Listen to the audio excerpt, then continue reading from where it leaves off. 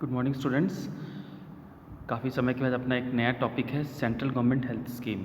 ठीक है, central government health scheme एक ऐसी हेल्थ स्कीम है जो कि सेंट्रल गवर्नमेंट के एम्प्लॉयज़ के लिए या सेंट्रल गवर्नमेंट के जो करंट एम्प्लॉयज़ हैं या जो रिटायर हो चुके हैं ऐसे एम्प्लॉयज़ को गवर्नमेंट के साइड से एक हेल्थ बेनिफिट है, जिसमें कि वो किसी भी ऐसे जगह पर रहते हों जो कि कवर्ड सिटीज़ हैं। ठीक है, इनके इंडिया में ढेर सारे सेंट्रल गवर्नमेंट के हॉस्पिटल्स हैं। ठीक है, जिसको CGHS के अंतर्गत आते हैं हॉस्पिटल, जिसको ministry of health and family welfare monitor and run करते हैं। ठीक है, तो उसके अंतर्गत जितने भी सिटीज़ में हॉस्पिटल हैं वहाँ पर ये बेनिफिशरीज उठा सकते हैं। ठीक है, इसमें ढेर सारे लोग आते हैं, पार्लियामेंट के मेंबर आते हैं, सेंट्रल गवर्नमेंट के एम्प्लॉयज़ होते हैं, उनके पेंशनर्स होते हैं, फिर जज लोग हो सकते हैं। ठीक है, तो ऐसे बहुत सारे लोग होते हैं जो कि इस हेल्थ सर्विसेज के अंतर्गत इन्वॉल्व होते हैं। ये जो हेल्थ सर्विसेज है ये डायरेक्टली हेल्थ केयर सर्विसेज है, किसी प्रकार का इंश्योरेंस सर्विस नहीं है या किसी प्रकार का अदर सर्विसेज नहीं है, बल्कि डायरेक्ट जैसे एक रूटीन हॉस्पिटल में जो हेल्थ केयर सर्विसेज दी जाती है वैसे ही तरीके का हेल्थ केयर फैसिलिटी है। ठीक है, तो इसको अपन शॉर्ट फॉर्म में CGHS करके देखते हैं, सेंट्रल गवर्नमेंट हेल्थ स्कीम। ठीक है, कई प्रकार के स्टेट गवर्नमेंट भी अपने अपने एम्प्लॉयज़ के लिए हेल्थ स्कीम चलाती हैं, लेकिन अधिकांशतः स्टेट गवर्नमेंट क्या करती है, एम्पैनल लिस्ट बना देती है कि इस कॉलेज में इस हॉस्पिटल में आप जाके ट्रीटमेंट करा सकते हो। लेकिन CGHS में क्या है, इनके द्वारा ही खुद से हॉस्पिटल चलाया जाता है। ठीक है, तो अपन देखते हैं central government health scheme. The central government health scheme was started under the Indian Ministry of Health and Family Welfare in 1954 with the objective of providing comprehensive medical care facility to central government employees, pensioners and their dependents residing in CGHS covered cities। ठीक है, 1954 में launch हुआ था। ठीक है, जो कि ministry of health and family welfare के अंतर्गत आता है, और इसमें क्या है रखा गया था, ऑब्जेक्टिव ये था कि इनको प्रोवाइड करना है कॉम्प्रिहेंसिव मेडिकल फैसिलिटी। ठीक है, कॉम्प्रिहेंसिव का मतलब सीधी सी बात है, सारे तरीके के सर्विसेज, मेडिकल केयर सर्विसेज सारे तरीके के आ जाएंगे कॉम्प्रिहेंसिव पैक में, चाहे उनका ट्रीटमेंट हो, डायग्नोसिस हो या मेजर हो या माइनर हो, सारे तरीके के IPD OPD सभी तरीके के। ठीक है, लेकिन किनको मिलेगा, सिर्फ सेंट्रल गवर्नमेंट के एम्प्लॉयज़ को या सेंट्रल गवर्नमेंट के रिटायर्ड पर्सन जो कि पेंशन ले रहे हों, या उनके डिपेंडेंट्स, उनके घर के बच्चे या उनकी पत्नी या माता पिता। ठीक है, जो कि रहते हों CGHS के कवर्ड सिटीज़ में। ठीक है, तो अपन देखते हैं कहाँ कहाँ पर है इसका centres. The health scheme was initially started in Delhi in 1954। Subsequently CGHS services were extended to the following cities. ठीक है, सबसे पहले दिल्ली में ही चालू किया गया था। ठीक है, 54 में। अपन देखेंगे आज़ादी के बहुत जल्दी बाद इसको चालू कर दिया गया था, क्योंकि नीड था कि एक अच्छा हेल्थ केयर इंफ्रास्ट्रक्चर खड़ा करना है और फैसिलिटी खड़ा करना है, तो सबसे पहला ये था कि दिल्ली में कर दें इसको। ठीक है, फिर बाद में 70 सिटीज़ में और इसको एक्सपेंड किया गया है, और करेंटली इसका जो नए सिटीज़ इसमें कंटिन्यू जुड़ते जा रहे हैं। ठीक है, क्या क्या सिटीज़ हैं, इलाहाबाद, फिर अहमदाबाद, बेंगलोर, मुंबई, कोलकाता, हैदराबाद, जयपुर, जबलपुर, लखनऊ, चेन्नई, वेस्ट बंगाल, नागपुर, पटना, पुणे, कानपुर, त्रिवेंद्रम एंड गुवाहाटी। ठीक है, तो इतने सारे सिटीज़ में CGHS के हॉस्पिटल्स हैं जहाँ से सेंट्रल गवर्नमेंट के एम्प्लॉय और उनके पेंशनर सर्विसेज ले सकते हैं। ठीक है, The central government health scheme in India is comprehensive health care to the CGHS beneficiaries. The CGHS is applicable to the following categories of people residing in CGHS cities। ठीक है, कौन कौन से लोग इसमें आते हैं, कौन लोग नहीं आते हैं, अपन ये देखते हैं। ठीक है, इसमें बता रहा है all central government paid from civil estimate. ठीक है, सारे सेंट्रल गवर्नमेंट जो कि सिविल एस्टिमेट्स के अंदर में आते हैं, लेकिन इसमें कुछ एग्जम्पशन है। Other than those employed in railway services, railway services भी सेंट्रल गवर्नमेंट के अंदर आता है, लेकिन वो CGHS के अंदर कवर्ड नहीं होगा, क्योंकि रेलवे का अपना खुद का अलग से हॉस्पिटल चेन चलता है। ठीक है, and other those employed in Delhi administration. ठीक है, और जो दिल्ली एडमिनिस्ट्रेशन के अंतर्गत काम कर रहे हैं ऐसे लोग। ठीक है, क्या है, दिल्ली जो है एक ऐसा सिटी है जिसको कि कंप्लीट स्टेट का टैग नहीं मिला है, ठीक है, पूर्ण राज्य का दर्जा अभी तक नहीं मिला है। तो ऐसे ढेर सारे एम्प्लॉयज़ हैं वहाँ पर जिनको सेंट्रल गवर्नमेंट के साइड से पेमेंट होता है, लेकिन उनके लिए स्टेट लेवल पर अलग से हेल्थ सर्विसेज और स्कीम चालू हैं। और दिल्ली पुलिस फोर्स, ठीक है, दिल्ली पुलिस फोर्स जो है वो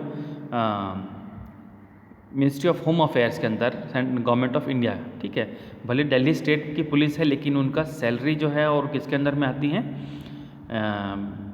केंद्र शासन है ना, सेंट्रल गवर्नमेंट के अंदर में आती, तो वो भी इसके अंतर्गत कवर्ड नहीं होंगे, ठीक है। और कौन कवर्ड होगा देखते हैं, pensioner drawing pension from civil estimate and other and their family members, ठीक है, जो पेंशनर्स हैं और उनके फैमिली मेम्बर्स हैं।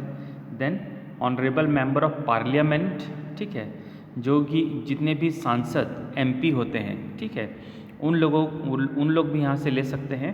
देन ऑनरेबल जजेस ऑफ सुप्रीम कोर्ट, जितने भी सुप्रीम कोर्ट के जज हैं, ठीक है, वो इनको इस बेनिफिट ले सकते हैं। एक्स मेंबर ऑफ पार्लियामेंट, जो कभी सांसद रहा हो एक बार भी, वो इसका CGHS का बेनिफिट ले सकता है।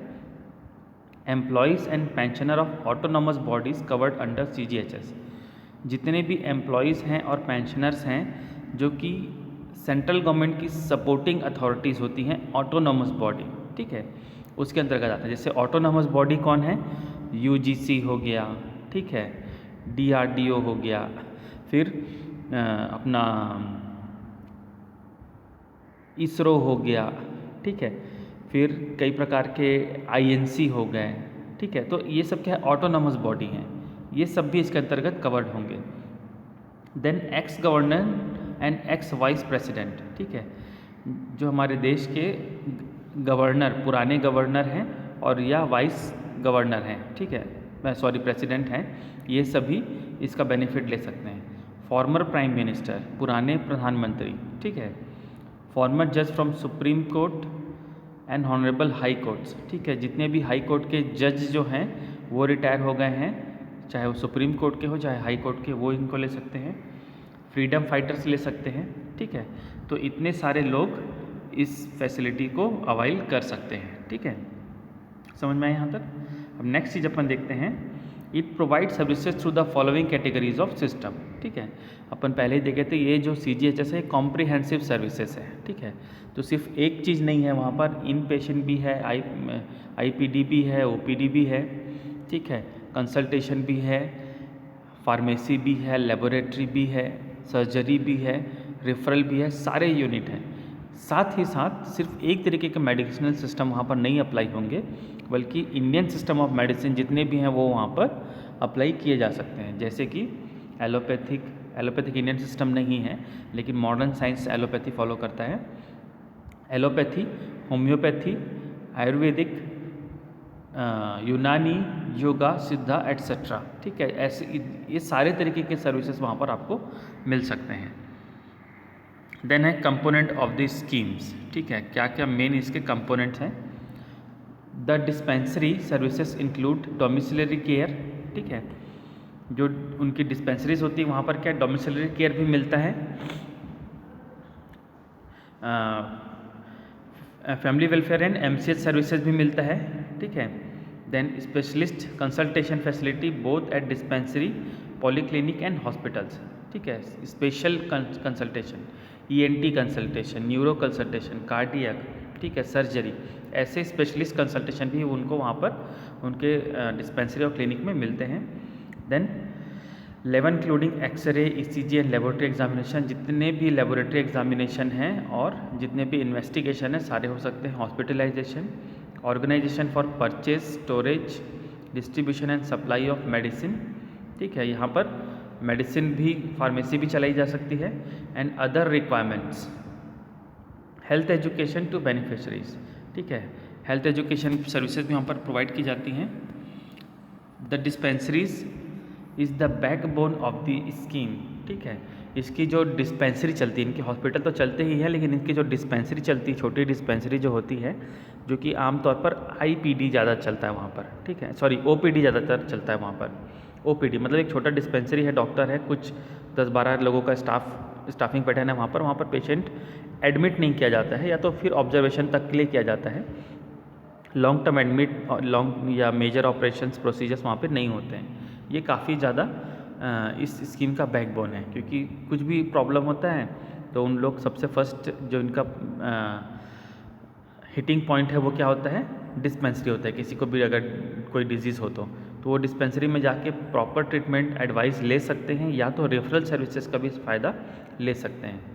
Then instruction on these various matters have been issued from time to time for the guidance of the specialist and medical officers. ठीक है, टाइम टू टाइम वहाँ पर वो लोग कई प्रकार के सर्विसेज ले सकते हैं, स्पेशलिस्ट कंसल्टेशन या मेडिकल ऑफिसर का कंसल्टेशन भी वहाँ पर ले सकते हैं। With the rapid and continuous expansion of this scheme, however, not only situation has change and problem arises, but also the rapidly expanding staff have not approved practiced procedures and instruction in regard to their various duties and responsibilities। ठीक है, private practice का भी इनका prohibition होता है। Then in the following paragraph is set out the गिट्स of previous of the scheme, various instruction and order issues from time to serve as compendium for the guidance of the CGHS staff. ठीक है, और CGHS staff जो बाकी staff होते हैं उनके जैसे ये फ्री प्रैक्टिस नहीं कर सकते बाहर जाके, इसमें कुछ तरीके के रिस्ट्रिक्शंस होते हैं। इसलिए होते हैं क्योंकि यहाँ पर आप देखेंगे कि बहुत सारे VVIPs का ट्रीटमेंट यहाँ इनके स्टाफ के द्वारा दिया जाता है। ठीक है, तो उनकी सिक्योरिटी रीज़न के कारण से या उनको हज़ार्ड फ्री रखने के कारण से यहाँ के जो स्टाफ होते हैं उन लोगों को बाहर प्रैक्टिस करना अलाउड नहीं होता है। ठीक है, तो ये था हमारा आज का topic, central government health scheme. मैं उम्मीद करता हूँ सबको अच्छे से समझ में आया होगा। Thank you very much.